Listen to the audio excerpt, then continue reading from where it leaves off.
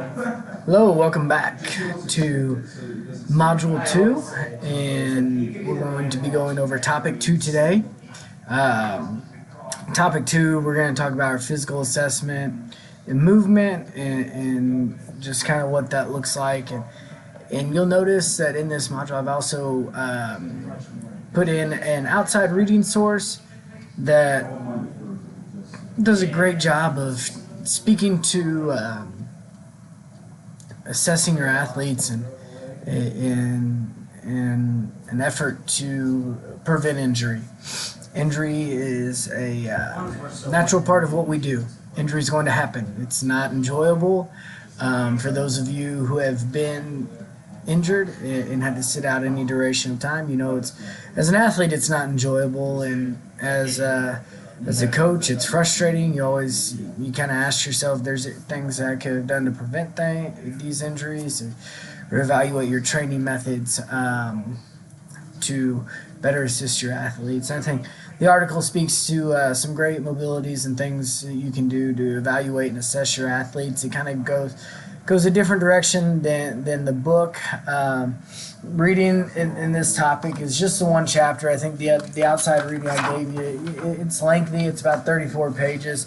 But the reading from chapter 6 here in the book or chapter 5, excuse me, sorry, on page 61, talks a lot about just how we evaluate injuries when they happen, how we assess them, how we assess the movement in the body at that point, and some quick action steps to that. And the article speaks more to just body movements and how we function. For me personally, as somebody, I've had 2 knee surgeries, and the second one was pretty extensive.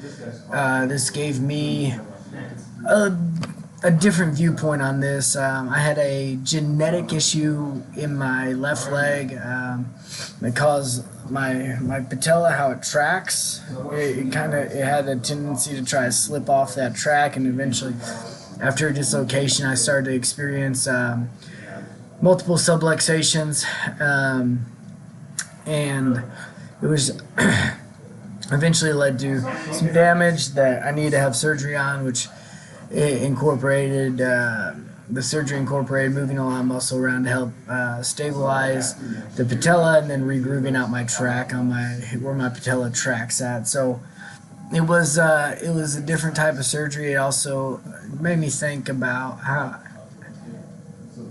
how different we all are. God has created us all very differently, and just in our makeup and in the fall of man causes us to have defects and to have oddities within how we're designed. And I think a big one that in terms of baseball that we're seeing come through a lot more is in our hips with guys, and just your hip where it goes into the socket is supposed to be shaped more like a light bulb, and smooth edges. And I'm starting to see a lot of guys that are experiencing some labrum issues within that hip.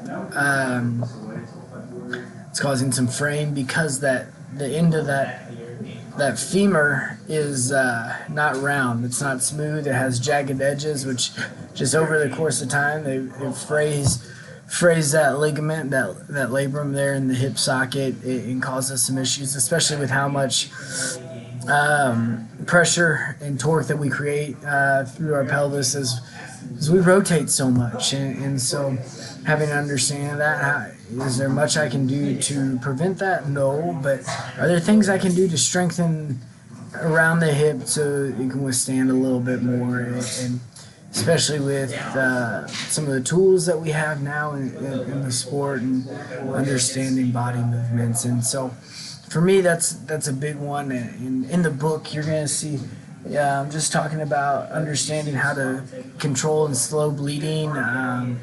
After you assess an injury, you're going to see the RICE method: rest, ice, compression, and elevation. And so it's it's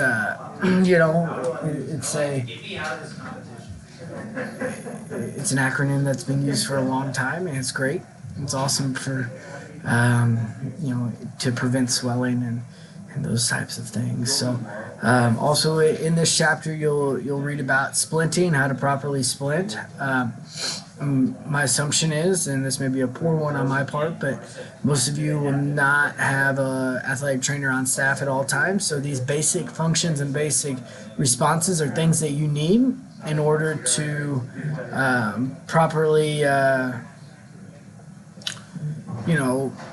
handle and care for your athletes. And I think doing an assessment that we'll talk about in our outside reading is a great way to gain some better understanding and an idea. I think as we kind of move forward to another one of these assessments I did not include an article on is on concussions. It's in all sport it's a big one right now and something that we have to be cognizant of and understand symptoms and signs for. And I don't know if you guys do a baseline test at your high school to understand where your athletes start at.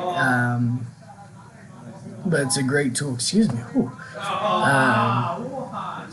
understand that as well. I think, as coaches, it's important for us to understand this full facets of things. And if you think back to our first module, it's also for us as coaches to understand the mental makeup of our athletes as they go through these events, and how having that personal relationship and understanding of how they're equipped mentally is going to allow us to best help them get through a situation or best get through an injury. Everybody reacts differently. Some athletes handle injury great. They have a high pain tolerance, and so mentally they can get through it, but at the time, but maybe they struggle on the backside with recovery and rehabilitation and some of those things. And it goes back to this is about building relationships, and I'm drawn to Romans 12. It's something that's been on my mind lately, and just knowing what you're good at and knowing that God's put you in this position to serve it, and you have all the tools you need if you just lean on Him through them and through understanding, and there's going to be challenging things. And finally, this section speaks to just also protecting yourself, how to properly handle bleeding and some of those things. It's something that you don't think about. You don't think a kid's gonna have something that's infectious, but we just don't know. We just don't know. I'm drawn to, and this is an outside example, but. I was, right when I got out of school, I was working at Enterprise Rent-A-Car, and I was dealing with a customer who their vehicle had actually been hit by a motorcycle. It was parked and been hit by a motorcycle in their driveway. The two individuals on the motorcycle were thrown off, and they were bleeding profusely. And our immediate human reaction is either to help or to freeze, typically. And these individuals had the response to help them. And come to find out there was some infectious disease involved. And fortunately for them, they did not contract the disease, but they were subject to it, and it's something that it didn't even cross their mind.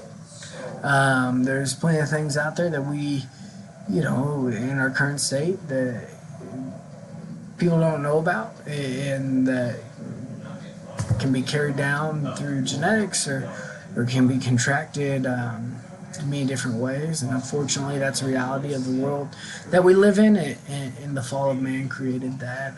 But it's important for us to handle wounds with care, use gloves, protect ourselves, wash our hands, following, treating anybody or have something there to kill any kind of disease that may be there as well. And then also just handling our athletes in a way that limits infection and further injury too. And so this section's more about assessing than treating. Like I said, there's a little bit about treating, but assessing and just getting the athlete to a point where we can treat.